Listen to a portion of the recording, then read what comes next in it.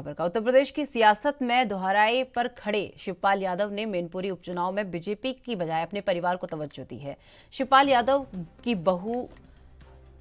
डिंपल यादव को मैनपुरी में जिताने के लिए ताबड़तोड़ जनसभाएं कर रहे हैं और गांव-गांव घूमकर वोट मांग रहे हैं, लेकिन बीजेपी से मुंह मोड़ने और मैनपुरी में डिंपल यादव को जिताने में जुटे शिवपाल यादव की मुश्किलें बढ़ने लगी है। शिवपाल यादव की सुरक्षा में पहले कटौती की गई और दूसरे दिन योगी सरकार ने गोमती रिवर फ्रंट मामले में शिवपाल और 2 आला अधिकारियों से पूछताछ की अनुमति सीबीआई को दे दी है। यही नहीं, मैनपुरी सीट पर चुनाव प्रचार के दौरान सोमवार को मुख्यमंत्री योगी आदित्यनाथ के निशाने पर सबसे ज्यादा शिवपाल यादव ही रहे। सीएम योगी ने शिवपाल को पेंडुलम तक कह दिया। ऐसे में साफ जाहिर होता है कि कुछ सालों से बीजेपी की आंखों का तारा बने शिवपाल यादव को लेकर योगी सरकार के तेवर काफी सख्त हो गए हैं। वहीं दूसरी तरफ चाचा शिवपाल यादव के बचाव करते हुए अखिलेश यादव ने सीएम योगी पर हमला किया और उन्होंने कहा कि माननीय शिवपाल सिंह यादव जी की जो सुरक्षा श्रेणी को कम करना आपत्तिजनक है और साथ ही ये भी कहा कि पेंडुलम समय के गतिमान होने का प्रतीक होता है और वो सबके समय को बदलने का संकेत भी देता है और ये भी कहता है कि ऐसा कुछ भी स्थिर नहीं है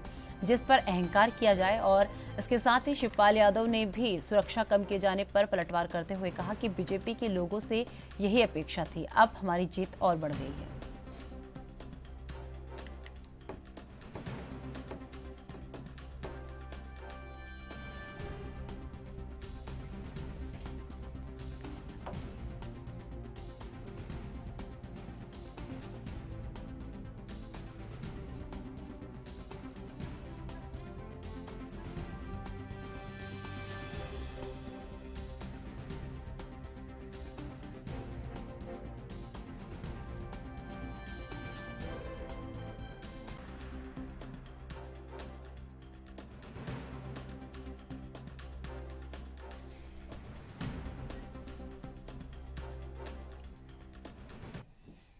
तो इस खबर पर अधिक जानकारी के लिए हमारे साथ लखनऊ से हमारे संवाददाता जितेंद्र चौहान इस वक्त हमारे साथ जुड़ चुके हैं। जितेंद्र, जिस तरीके से बात कर ली जाए, क्या लग रहा है कि शिवपाल यादव की घर वापसी बीजेपी को रास नहीं आ रही, क्योंकि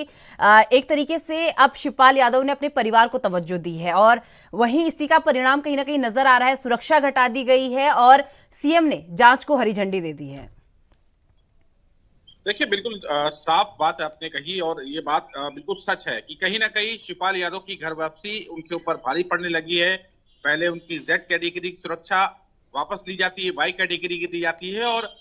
अब उनके ऊपर जिस तरह से लखनऊ में रिवर फ्रंट जो बना था उस समय तत्कालीन वो सिंचाई मंत्री थे और कहीं ना कहीं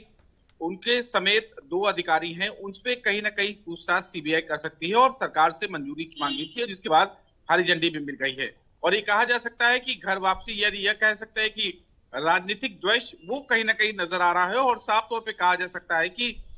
शिवपाल यादव से सीबीआई पूछताछ करती कि जो लखनऊ रिवर फ्रंट बना था उस पे घोटाले की बात सामने आई कि उनकी संलिप्तता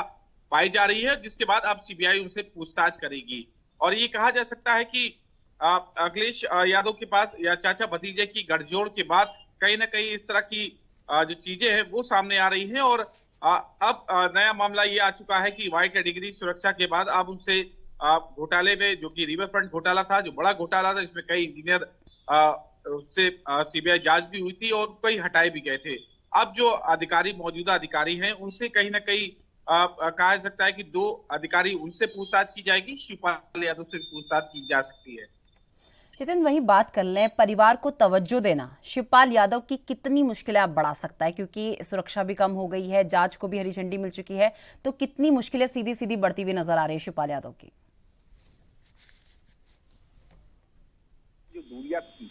अखिलेश यादव की, उसको उनको फायदा भी मिला था। Z कैटेगरी की सुरक्षा दी गई थी, लखनऊ में उनके कार्यालय के लिए उनको पूरी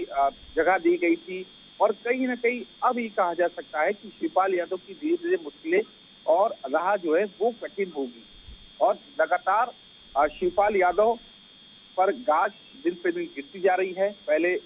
Z कैटेगरी की इनकी सुरक्षा थी, Y कैटेगरी की सुरक्षा कर दी गई। अब जो लखनऊ रिवर फ्रंट था उसमें घोटाले में संलिप्तता की बात सामने आ रही है और ये मुश्किलें हमें लगता है कि अभी यहाँ ये शांत नहीं होगी, वो आगे भी कहीं ना कहीं शिवपाल यादव की मुश्किलें बढ़ाएंगी और जिस तरह से सीबीआई उनसे पूछताछ करेगी धीरे धीरे और सीबीआई में जो बातें निकल के आएगी वो थोड़ी सी मुश्किलें और बढ़ाई जा सकती हैं, क्योंकि ये माना जा रहा है कि